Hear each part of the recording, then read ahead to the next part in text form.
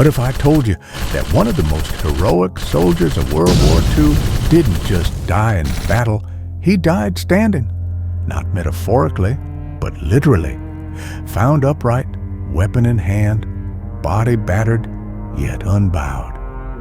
The year was 1944, in a crumbling village in northern Italy. And the man? Most of the world never learned his name. He wasn't in the textbooks, not featured in the grand memorials, nor praised in victory speeches. But today, we remember. This is the story of Lieutenant John Robert Fox, the soldier who chose certain death to save others. John Robert Fox was born in Cincinnati, Ohio in 1915. The son of a working-class African-American family raised in a country that demanded his loyalty, but rarely returned the favor. He was bright, ambitious, and when the world spiraled into war, he answered the call, enrolling at Wilberforce University and joining the ROTC. In an era when the U.S. military was segregated and opportunities were few, Fox stood tall. He earned his commission as an officer and was assigned to the 92nd Infantry Division, known as the Buffalo Soldiers.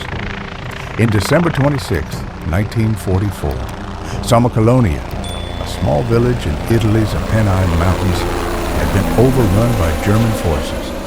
Fox volunteered to stay behind and direct artillery fire from a second-floor position. He knew the risks. He knew the odds.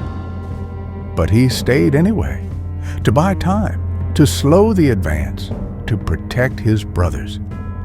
As dawn broke, the Germans attacked. Waves of enemy troops swarmed the village, overwhelming the outnumbered Allied defenders. From the upper floor of a battered building, Fox radioed in positions, calm, precise, unflinching. He called in strike after strike. "The enemy is inside the village," Fox radioed. He did the unthinkable. "Fire it right on me," he said. His commanding officer hesitated. "There are Germans all around me," Fox insisted. "Don't worry, they won't get through." The coordinates he gave would mean certain death. But he knew if they broke through, hundreds more would die. And so, John Fox chose sacrifice over survival. When the smoke cleared, Fox was gone. His body was found among dozens of dead German soldiers. His final act had delayed the enemy just long enough for reinforcements to arrive. He had saved his battalion at the cost of his life. But history is not always kind to heroes. For decades, his bravery was ignored, lost in the folds of forgotten paperwork, silenced by a system too blind to see his worth. He was buried with honors, but without the honor he truly deserved. 53 years later, justice knocked.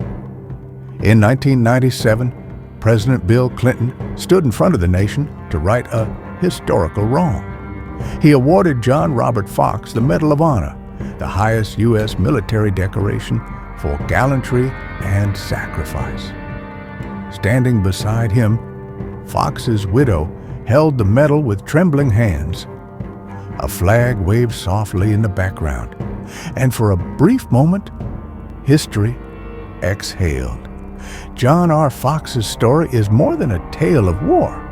It's a testament to duty, to sacrifice, and to the struggle for recognition that countless Black Americans faced on and off the battlefield. He wasn't just a soldier, he was a symbol, a man who stood against enemies abroad and injustice at home. His name now rests among the honored, but his legacy, it marches on, with every soldier who dares to do what's right, with every voice that dares to remember. This was the forgotten hero of World War II, the man who died standing so that others could live.